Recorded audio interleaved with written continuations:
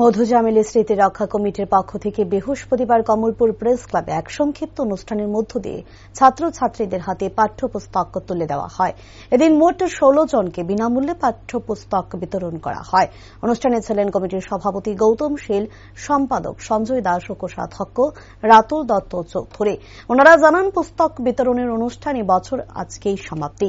এরপর কমলপুর এলাকার বিভিন্ন বিদ্যালয়ে বছর মাধ্যমিক ও উচ্চ মাধ্যমিকে যারা প্রথম বিভাগে পাশ করেছে তাদেরকে সংবর্ধনা দেওয়া হবে মধু চামেলী স্মৃতি রক্ষা কমিটির পক্ষ থেকে।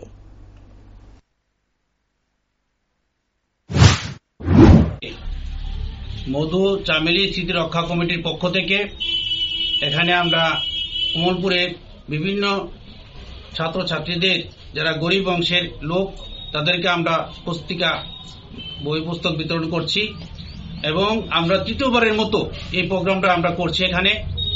এবং আমরা সারা বছরেই কোনো না কোনো জায়গায় আমরা যেখানে আমাদের ডাক আসে যে আমার বই দরকার, আমার পাঠ্যপুস্তক দরকার, সেখানে আমরা যাই এবং তাদেরকে আমরা হাতে বই পৌঁছে দিই। আমাদের আগামীতে আরেকটা কর্মসূচি থাকবে।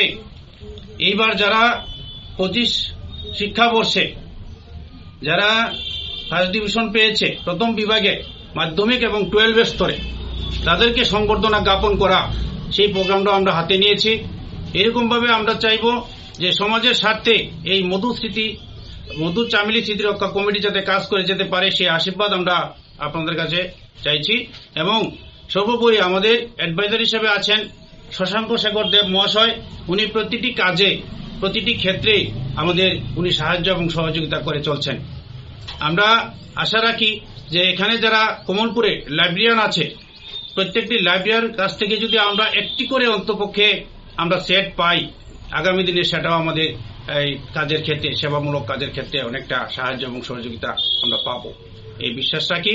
এবং যারা আমাদের সাথে যুক্ত হতে চান সবার কাছে আমরা প্রার্থনা রাখবো, আমরা আমাদের সাথে আসুন এবং সমাজের কাজে আপনারা হাত বাড়িয়ে